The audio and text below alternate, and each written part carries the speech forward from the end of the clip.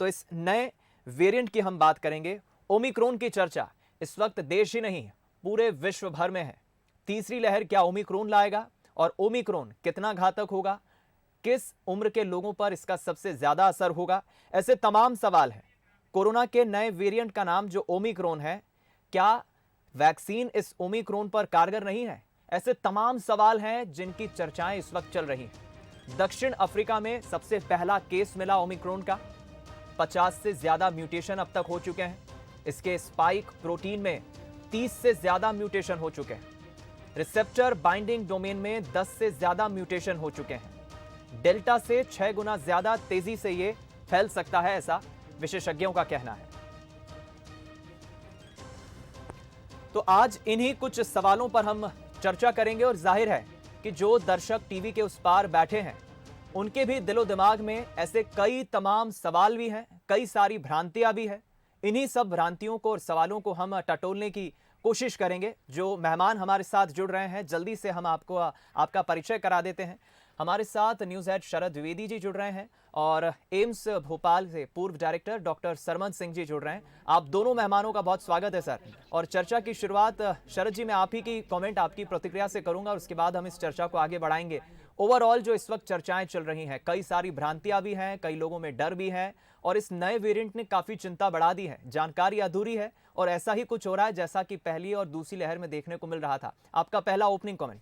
देखिए, आपके सवाल में जवाब छिपा है कि जब अधूरी जानकारी होती है तो भ्रम भी बहुत अधिक होता है, चिंता भी होती है और कई बार एक पैनिक मोड का बटन भी अपने आप दब जाता है। और जैसा हम सब जानते हैं कि कोविड-19 जिस तरह से इसका नाम है कि ये वायरस जो है, इसकी पहचान 2019 में हुई है।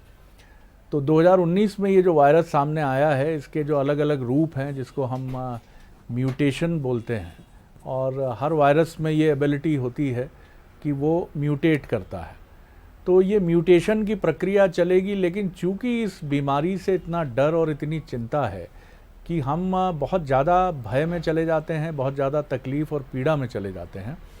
और निश्चित तौर पर ऐसा भी नहीं है कि आप सारी इन खबरों को सिरे से खारिज कर दें, लेकिन मुझे लगता है कि अब जबकि कोविड से हमारी लड़ाई का ये तीसरा साल है पूरी दुनिया का, और हम इस वायरस के तौर तरीक़ों के बारे में भले ही ये म्यूटेशन करता रहे, लेकिन ये जिस स्पीशीज़ का, जिस फैमिली का वायरस है, उसके जो गुण धर्म हैं, मैं एक लेमैन के तरह बात कर रहा हूँ क्योंकि विज्ञान का विद्यार्थी मैं भी रहा हूँ, तो मैं जितना समझता हूँ उसके नाते मैं ये बात कह रहा हूँ कि हम उसके गुण धर्म को समझते हैं कि ये कहाँ अटैक करता है, कैसे अटैक करता है। और दूसरा, जो मोड ऑफ ट्रीटमेंट है उसमें हमने बहुत सारी प्रगति कर ली है।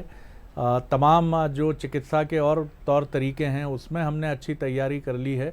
और सबसे महत्वपूर्ण बात यह है कि अब हम काफ़ी हद तक, अगर मैं भारत की बात करूं, तो ऑक्सीजन से लेकर जो और चिकित्सीय पैरामीटर्स हैं उसमें भी हम काफ़ी आगे हैं। बहुत इस पर रोशनी डॉक्टर सरमन सिंह डाल सकेंगे, जिन्होंने खुद कोविड की लड़ाई में बहुत महत्वपूर्ण रोल प्ले किया है। डॉक्टर सरमन सिंह, आपका एक इनिशियल कमेंट मैं ज़रूर जानना चाहूँगा। जी शरद जी, थैंक यू वेरी मच। और जैसा कि बड़े दिनों के बाद आपसे फिर जुड़ने का मौका मिला, तो बिल्कुल सही बात है ये कि या तो हम भारतीय ज़्यादा एकदम पैनिक हो जाते हैं या बिल्कुल निश्चिंत हो जाते हैं, बीच में नहीं रहते हैं। तो हमको ये बार बार सीखना पड़ेगा कि इस तरह के रूपांतरण जिसको कहते हैं या म्यूटेशन जैसे कहते हैं, वो वायरसेस में होते रहते हैं। और ख़ास तौर से ये आरएनए वायरस है तो इसमें ज़्यादा होते हैं। और हर वायरस या बैक्टीरिया जो होता है अपने सर्वाइवल के लिए इस तरह के रूपांतरण करता रहता है। लेकिन हमको, जैसा कि बिल्कुल आपने सही कहा, कि अब हम जो 2020 की जो अप्रैल मई की जो विडंबना थी, उस तरह में हमें नहीं लगता कि हम उस सिचुएशन में हैं। आज की डेट में हमारे पास भारत सरकार ने या स्टेट गवर्नमेंट जितनी भी हैं, उन्होंने ऑक्सीजन प्लांट्स काफ़ी लग चुके हैं। हम बहुत सारी चीज़ें इसके विषय में जान चुके हैं। और तीसरी मुख्य चीज़ जो है कि काफ़ी लोग हम वैक्सीनेट हो चुके हैं। तो वैक्सीन से ये कहा जा रहा है कि वैक्सीन को इवेड करेगा, लेकिन फिर भी जैसा कि बिल्कुल सही कहा ओपनिंग रिमार्क्स में कि कोई भी वैक्सीन हो, सारे अंग उसके 100% इनइफेक्टिव नहीं हो सकता। आपका वो सिर अपना चेंज कर लेगा या एक हाथ चेंज कर लेगा एक टांग चेंज कर लेगा, रूपांतरण कर लेगा, तो बाकी शरीर तो उसका रहेगा पूरा। तो इसीलिए जो वैक्सीन होती है, वैक्सीन जरूर लगवाएं। और जिनको नहीं लगी है अभी, सरकार भी कोशिश कर रही है कि जो सेकंड डोज है, जिन लोगों को नहीं लगी है, जो लगभग 50 करोड़ लोग और हैं, तो उनको जल्दी से जल्दी वैक्सीन लगे, जिससे डेफिनेटली बेशक इन्फेक्शन तो चाहे वो ओमिक्रॉन हो या दूसरे डेल्टा हो, वो भी इन्फेक्शन हो रहा था, लेकिन उनमें माइल्ड हो रहा था, उनमें इतना खतरनाक रूप नहीं ले रहा था, उनकी मृत्यु नहीं हो रही थी। तो ये चीज कोई भी वो होगा वो रखेगा। दूसरी चीज हम हमेशा कहते हैं, आपके चैनल पर भी हमने कहा कि मास्क एक ऐसी चीज है जो हर म्यूटेंट से आपको बचाएगा, तो उसको अपने हमेशा अंगीकृत कर लें उस चीज को। जी बिल्कुल, आपने बिल्कुल एक बहुत इम्पॉर्टेंट बात कही है, और यही सबसे महत्वपूर्ण बात है, क्योंकि जो तथाकथित लापरवाही है वो कहानियाँ पर्दे के पीछे छिप जाती हैं। चाहे वो ऑस्ट्रिया में हो, जहाँ कहा जा रहा है कि चौथी या पांचवी लहर यूरोप में आ गई है। और मैं आप सबको पीछे ले जाना चाहूँगा, जब भारत में अप्रैल मई में हम सामना कर रहे थे एक बड़ी कठिन लहर का, कोविड की दूसरी लहर का, तो लंदन भी 90 दिनों के बाद खुला था, लेकिन वैक्सीनेशन ने पूरे ब्रिटेन यूके की बड़ी मदद की, और हमने देखा कि केसेस सामने आए लेकिन वो भयानक नहीं हो पाए। तो ये हमारी लापरवाही है जिसकी कहानियाँ सामने नहीं आ पाती, क्योंकि मनुष्य एक सामाजिक सोशल एनिमल है, जैसा कहा भी जाता है। डॉक्टर विनोद भंडारी हमारे साथ जुड़ गए हैं, जो एक ख्याति लब्ध चिकित्सा अनुसंधान संस्थान जो इंदौर का है, सिम्स, उससे तो जुड़े ही हैं, उसके प्रमुख कोऑर्डिनेटर हैं, और एक बहुत ही वरिष्ठ चिकित्सक भी हैं। डॉक्टर भंडारी, मैं बहुत स्वागत करता हूं आपका। आप किस तरह देखते हैं सर, जिस तरह से ये चुनौती हमारे सामने फिर खड़ी हो रही है, और हम सब फिर एक बार ये देख रहे हैं कि भारत जहां पूरी तरह खुलने की तैयारी कर रहा था, अचानक हमें फिर अपने कुछ फैसलों पर पुनर्विचार करना पड़ा है। आप किस तरह देखते हैं इस चैलेंज को?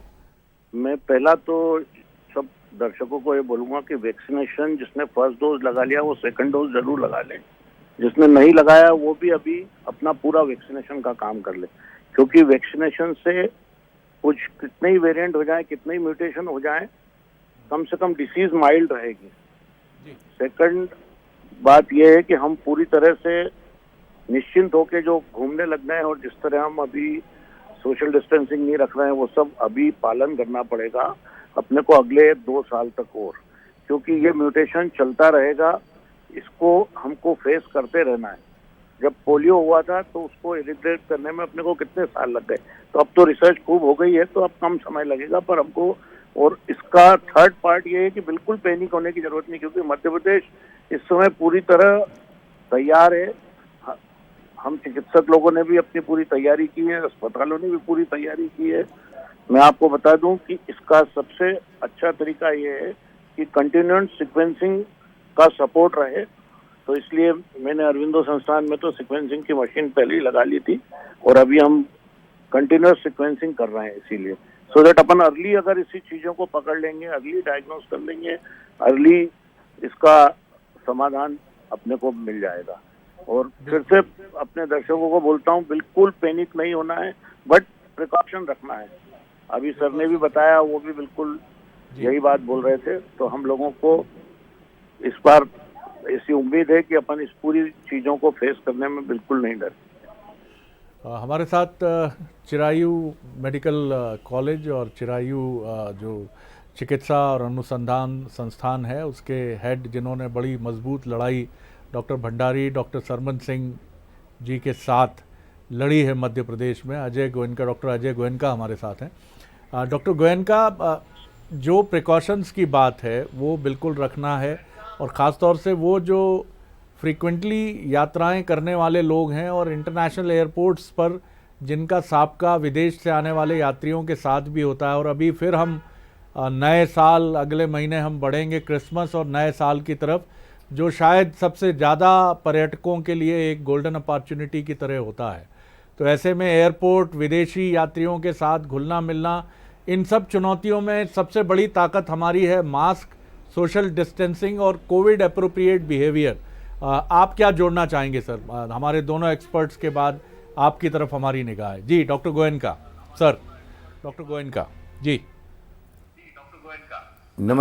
नमस्कार। कोविड 2 साल से है और उसकी अवेयरनेस मुझे लगता है सरकारों ने गांव के टोलों तक खबर कर दी है जी तो आज अवेयरनेस की कोविड के बारे में कमी नहीं है। जी सरकारों ने और चिकित्सकों ने और कॉमन पीपल ऑफ सोसाइटी ने कोविड एप्रोप्रिएट बिहेवियर और मास्किंग, डिस्टेंसिंग और हैंड वॉश, मुझे लगता है कि आज एक हर कॉमन आदमी तक पहुंच चुका है। जी ये बात भी सत्य है कि कोविड एक ऐसा वायरस है या वायरस की एक टेंडेंसी है कि उसके म्यूटेशंस और उसके चेंजेस होना स्वाभाविक है कोविड में, कोई से भी वायरस में। जी तो एक स्वभाव के चेंजेस जो कोविड वायरस के हैं उनको अगले कुछ सालों तक रोका नहीं जा सकता। जी COVID appropriate behaviour, distancing, masking, ये अब अपन काफ़ी सिखा चुके हैं। अब सरकारों ने काफ़ी बार लॉकडाउन्स और काफ़ी बार चेंज इन लिविंग, काफ़ी बार सरकारों ने खबर कर दी है सोसाइटी को।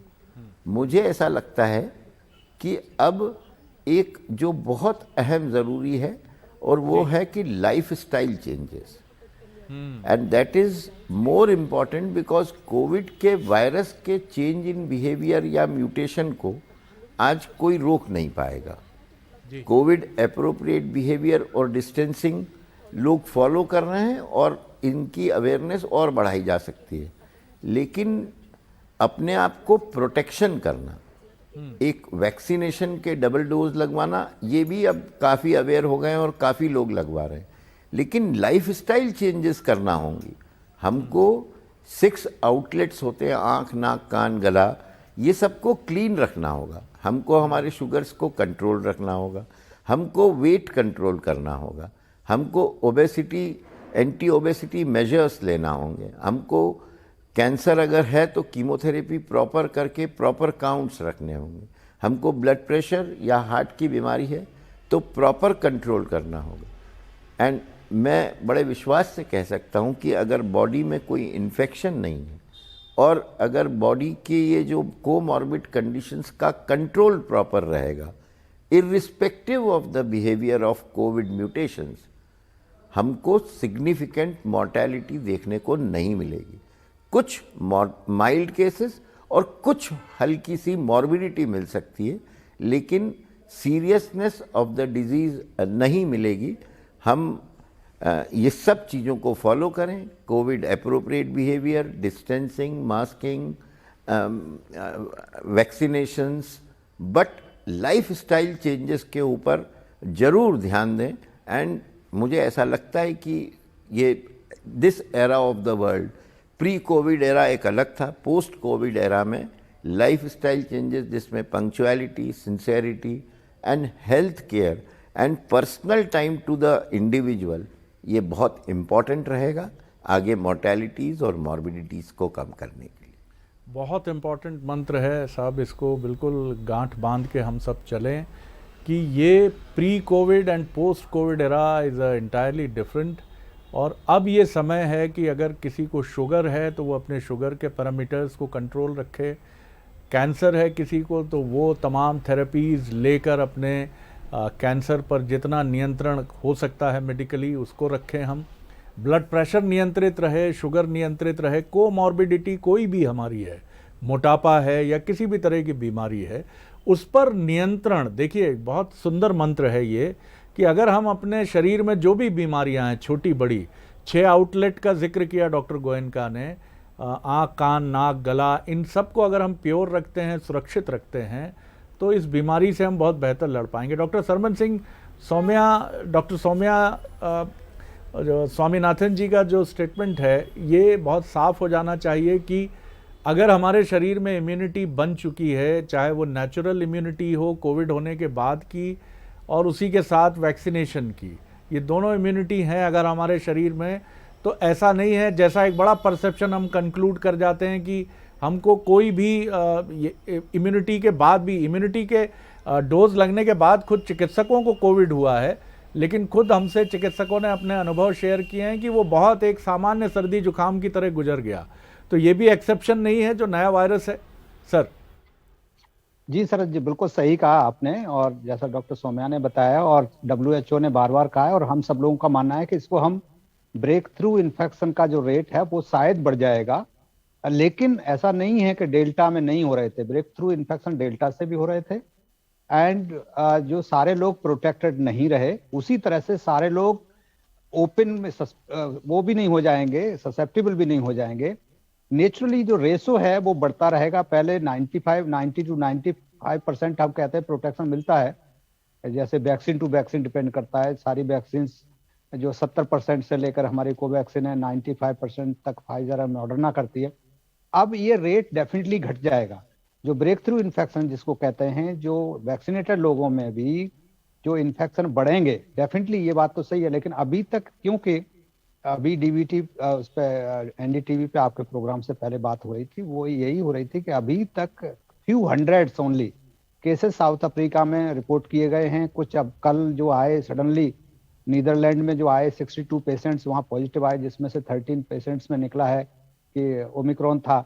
उसी तरह से हांगकांग तक पहुंच गया, सारे ऑलमोस्ट यूरोप में फैल गया। तो देखिए, फैलेगा तो बहुत जल्दी। जितने म्यूटेंट्स होते हैं वो जल्दी फैलते हैं, इसलिए ये बहुत इंपॉर्टेंट है। सारी सरकारें इस पर काम कर रही हैं। कल जो यूके गवर्नमेंट ने G7 कंट्रीज के विदेश मंत्रियों की एक बैठक बुलाई है। अमेरिका में बाइडन साहब खुद इसको रिव्यू कर रहे हैं, हमारे देश में प्रधानमंत्री ने खुद रिव्यू किया। तो ये हमको ये देखना पड़ेगा, और हमको पैनिक नहीं होना है, लेकिन हमको सावधानियां सारी करनी पड़ेंगी और नए मेजर्स लेने पड़ेंगे, जिसमें ट्रैवल एक ऐसा साधन है। जितने भी वायरल डिजीज जो हाईली इन्फेक्शियस, जिनको संक्रामक रोग होते हैं, वो ज्यादातर एक जगह से दूसरी जगह चलने से ट्रांसमिशन उनका बढ़ता है। और इंटरनेशनल ट्रैवलर्स जितने हैं, उनको उन पर नजर रखनी पड़ेगी। और आज आपको पता होगा, आपके माध्यम से हम दोबारा बता देते हैं, और चैनल में आप हैं तो नेचुरली आपको भी पता होगा कि गवर्नमेंट ऑफ इंडिया ने भी गाइडलाइंस बना दी हैं। और ये गाइडलाइन बहुत स्ट्रिक्टली करनी पड़ेंगी, बिकॉज पिछली बार भी हम देख रहे हैं कि अगर हम डेल्टा की वेव्स देखें तो वहां भी एयरपोर्ट पे गाइडलाइन थी। अनफॉर्चुनेटली क्या हो जाता है कि हमारे जो वर्कर्स हैं वो भी रिलैक्स मोड में आ जाते हैं एयरपोर्ट्स पे। पता नहीं कितने लोगों का, आप लोगों का एक्सपीरियंस होगा, बट किसी का वहां पर अच्छी तरीके से जो नहीं, स्ट्रिक्टली नहीं हो रहा था, लोग बुरा मान जाते हैं, लड़ाइयाँ झगड़े हो जाते हैं। तो हमको उनका, ऑफिसर्स का भी हमको एक्सपेक्ट होगा, सपोर्ट वो भी करें, स्ट्रिक्टली करें, लेकिन पब्लिक को भी उनको सपोर्ट करना पड़ेगा कि अगर वो गाइडलाइन के लिए आपको फॉलो करने के लिए कह रहे हैं तो डिलीजेंटली उसी तरह से अपना PCR कराएं। आप जो 14 दिन का जो पुराना PCR की रिपोर्ट फॉलो अप दिखाएं, फिर 7 दिन तक आप वहां पर क्वारंटीन रहें, 8वें दिन फिर PCR कराएं, फिर आपको गाइडलाइंस बताई जाएंगी। तो ये गाइडलाइंस हैं, इन गाइडलाइंस का स्ट्रिक्टली, और ये सोच के ना करें कि मुझे कोई एक ऑफिसर कह रहा है या कोई डॉक्टर कह रहा है, आपको और आपके देश के हित में है। बिकॉज मैं पैनिक करने के लिए नहीं कह रहा हूं, बट जब भी इस तरह के म्यूटेंट्स आते हैं, डेल्टा म्यूटेंट में केवल 2 म्यूटेशंस थे, मेजर म्यूटेशंस जो थे, इसमें लगभग 10 म्यूटेशंस ऐसे हैं जो बहुत सिग्निफिकेंट है। तो ये कहना अभी उचित नहीं होगा कि ये बहुत ज्यादा कोई डिफरेंट नहीं है। डेफिनेटली साइंस के और बायोलॉजी के पॉइंट ऑफ व्यू से आप देखें तो डेफिनेटली इतने ज्यादा म्यूटेशन इसमें हैं, और इसने शायद अपना अस्त्र शस्त्र सारे जो तैयारी करके आया है। तो डेफिनेटली इसका हम एक्सपेक्ट करते हैं, खुदा करे, भगवान करे कि ऐसा ना हो, लेकिन चिंता का विषय जरूर है। WHO ने भी कहा है कि अगर इस तरह से दोबारा से वेव आ गई इसकी वजह से, तो ये बहुत बुरी तरह से घातक होगी। उससे बचने के लिए डेफिनेटली वैक्सीन हमारी जरूर हेल्प करेगी, लेकिन कितनी हेल्प कर पाएगी, क्योंकि जिसमें मोनोक्लोनल एंटीबॉडी हैं वो भी देखा गया है कि वो भी काम नहीं कर रही हैं। फाइजर के वैक्सीनेटेड लोगों में भी ये देखा गया है, मॉडर्ना के में देखा गया है, ऑक्सफोर्ड यूनिवर्सिटी की वैक्सीन थी उसमें भी देखा गया है। तो वैक्सीन में भी हालांकि नंबर ऑफ केसेस जो कम हैं अभी, तो अभी कंक्लूड करना, अभी बिल्कुल पुख्ता तौर पर ये कहना कि ये होगा और ये नहीं होगा, ये अभी कहना बहुत मुश्किल है। लेकिन अभी हम सबको अपने भी, वायरस ने जैसे अपने आप को रूप चेंज किया है, हमें भी अपने अस्त्र शस्त्र, अपनी गाइडलाइंस, अपने प्रोटोकॉल्स सारे दोबारा से गियर अप करना पड़ेगा। भारत सरकार कोशिश कर रही है कि ट्रेवल एडवाइजरी दोबारा से की जाए, या ट्रेवल रेस्ट्रिक्शन जो 15 तारीख से खुलने वाले थे, 15 दिसंबर से, उस पर शायद मोस्ट लाइकली, जो मेरा गट फीलिंग है, उसमें लगता है उस पर रेस्ट्रिक्शन लगेंगे, वो रेस्ट्रिक्शंस लगेंगे। बहुत इंपॉर्टेंट बात आपने कही है कि इसको लाइटली ना लिया जाए, ना अंडरमाइन किया जाए। थ्रेट, एक चुनौती बड़ी है। डॉक्टर भंडारी, एक छोटा सवाल आपसे और डॉक्टर गोयनका से भी, और फिर हम बातचीत को विराम देंगे। मुझे ये बताइए कि कोविड की दूसरी लहर में अगर ऑक्सीजन की हमारे पास पूरे देश में पर्याप्त उपस्थिति होती तो हम काफ़ी हद तक उस लड़ाई से और मजबूती से लड़ पाते। अब हमारे पास ऑक्सीजन भी है और कोविड मेडिसिन प्रोटोकॉल भी एक बड़ा मजबूत है। बस लोगों को अपना दायित्व तो निभाना है कि वो लापरवाही ना करें। किस तरह आप देखते हैं हमारी मेडिकल तैयारी, इक्विपमेंट्स के लिहाज से, हॉस्पिटल्स के लिहाज से, डॉक्टरों की कोविड से, इस रोग के वायरस से परिचित होने को लेकर जो हमारी तैयारी, इस पर एक छोटी टिप्पणी आपकी। देखिए, मध्य प्रदेश में जब सेकंड और थर्ड लहर या जो भी आप लहर बोलते हैं इसको, तब हमारी एक कमी थी ऑक्सीजन, दूसरा प्लानिंग फॉर ड्रग्स, और थर्ड था अपनी टेस्टिंग, जो कि सीक्वेंसिंग जीन्स की होना थी, वो अपन मध्य प्रदेश में नहीं कर पाते थे। थर्ड था एक कुछ सीरियस पेशेंट जो बहुत सीरियस हुए थे, उनको इक्मो या कुछ इस तरह की जरूरत लगती थी, जो कि बड़ी कॉस्टली पड़ रही थी, और लोगों को हवाई जहाज से उठा के ले जाना और ये सब होना था। पर सरकार ने अभी ऑक्सीजन की कमी पूरी कर ली। जीन सीक्वेंसिंग में अपने लेवल पे बोल दूं तो मैंने अरविंदो में पूरी फुल फ्लेजेड चालू करा दी है, और हम 3 दिन में रिपोर्ट्स दे देते हैं अब, जितनी भी जीन की सीक्वेंसिंग है वो करके। थर्ड, मैंने इक्मो का एक एकेडमी बना ली है यहाँ पे, सो दैट गरीब मरीज को अब कभी जरूरत पड़ जाए तो अब तकलीफ नहीं पड़ेगी। ये मैं अश्योर करना चाहता हूँ मेरे सब दर्शकों को, सब मरीजों को। और उसमें कॉस्ट का फैक्टर भी इतना कम करा दिया है कंपनी से बात करके कि उसमें कहीं भी तकलीफ ना आएगी। तो अभी तो हम पूरी तरह गेयर अप हैं। अब हम जो पहली बार हुआ वैसा अब कभी ना होने देंगे, ऐसा हम सोचते हैं और कोशिश करेंगे, और भगवान हमें साथ देगा, और अभी तक साथ दे ही रहा है। तो पूरी कोशिश यही रहेगी कि जितना छोटे से छोटा तबका जो भी है उन सबका बेस्ट से बेस्ट इलाज हो सके, और सरकार और सबके साथ मिलकर उसको हम फाइट कर लेंगे। मुझे पूरी विश्वास है इस बात का। बिल्कुल। डॉक्टर गोयनका, एक इसी पर छोटी टिप्पणी आपकी चाहूँगा, क्योंकि पहली लहर और दूसरी लहर के बीच में ऑक्सीजन थेरेपी, मुझे याद है कि फर्स्ट लहर में ही आपने इसको इस्टेब्लिश करके कहा था कि सबसे महत्वपूर्ण कड़ी जो है इस लड़ाई में वो ऑक्सीजन की है। दूसरी लड़ाई में तो ये बहुत अच्छे से प्रूव हुआ। आप इसमें क्या ऐड करेंगे? हमारी तैयारी प्राइवेट और गवर्नमेंट सेक्टर में जिस तरह की अब है, ऑक्सीजन अब हमारे पास पर्याप्त है, मेडिसिन का प्रोटोकॉल है, आप इसमें और क्या ऐड करेंगे? जो बात डॉक्टर भंडारी और डॉक्टर सरबन सिंह जी ने पहले कही है कि चुनौती तो गहरी है, लेकिन अब हमारी तैयारी भी बहुत गहरी है। जी डॉक्टर गोयनका जी। जी 2 साल पहले जब कोविड आया था जी, तो ऐसा डर था जैसे पूरी दुनिया रुक गई थी। आज इस 2 साल के अंदर जो सबसे बड़ा फैक्टर दूर हो गया है, वो अब चिकित्सकों और हेल्थ वर्कर्स और अस्पताल के लोग और सोसाइटी में जो इम्पोर्टेंट लोग, पुलिसकर्मी से लेके पत्रकार, मीडिया से लेके, और हर आदमी जो काम कर रहा है सरकार में, उसका डर दूर हो गया है। जी। बिना डर के इलाज और डर के इलाज करना, इसमें बहुत अंतर होता है। आज बिना डर के इलाज होगा, और सोसाइटी के लोग जो पहले इतने डरे हुए थे कि घर से ना निकलते थे या निकलने की हिम्मत ना करते थे, अपना इलाज आज ताकत से कराएंगे। दूसरी रही बात अवेयरनेस की, पहले जब 2 साल पहले अचानक आया था तो वी वर नॉट अवेयर। आज हम कोविड प्रोटोकॉल से, ऑक्सीजन थेरेपी से लेके, इक्विपमेंट से लेके, सब चीज़ों में बहुत ज़्यादा मजबूत हैं। ये लड़ाई और ताकत से लड़ी जाएगी।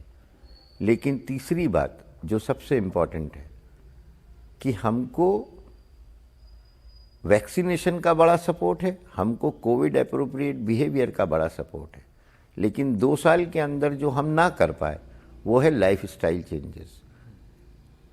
मुझे लगता है कि आपके माध्यम से मैं इस बात को बहुत ज़रूरी रूप से मैसेज करना चाहता हूँ कि 3 चीज़ें जो सबसे इम्पॉर्टेंट होगी आगे आने वाली लड़ाइयों में, लाइफस्टाइल चेंजेस, वैक्सीनेशन प्रोग्राम और कोविड एप्रोप्रिएट बिहेवियर। 2 चीज़ें सरकारों ने बहुत हद तक पहुंचा दी है, लेकिन लाइफस्टाइल चेंजेस पे आप कृपया बहुत जोर दें, ताकि सोसाइटी के अंदर मॉर्टेलिटी और मॉर्बिडिटी की नौबत ही ना आए। वायरस को अपना गेम खेलने दें, वायरस आता जाता बना रहेगा, वायरस के म्यूटेशन होते बनते चेंज होते रहेंगे, लेकिन अब सरकारों को वापस रेस्ट्रिक्शन करके वापस गरीबी लाने की कोई ज़रूरत नहीं है।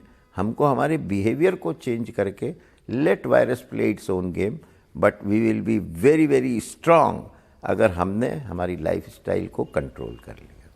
यही सबसे महत्वपूर्ण मंत्र है इसमें, और यही सबसे इम्पॉर्टेंट बात है कि आपको उस व्यवहार का पालन करना है जो कहता है कि prevention is better than cure.